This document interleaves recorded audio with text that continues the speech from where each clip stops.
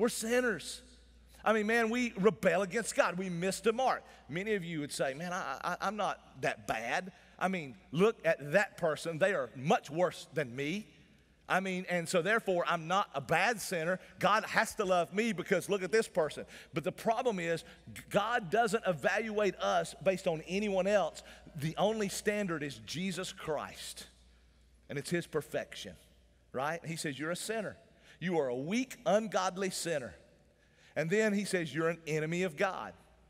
You're an enemy of God. Now, again, like most of us don't like to think of ourselves as ungodly, we don't like to think of ourselves as enemies of God. Even if you're a believer, you would say, man, I wasn't an enemy of God. I might have been indifferent to God, but I wasn't his enemy. But here's what God says. Apart from Jesus, we are his enemy. It doesn't say he's our enemy, but it says we are his enemy.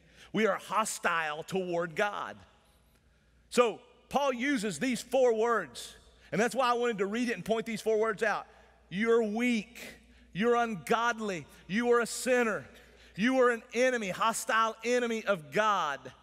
Until you understand how unlovable you are, you cannot understand the amazing depth of the love of God.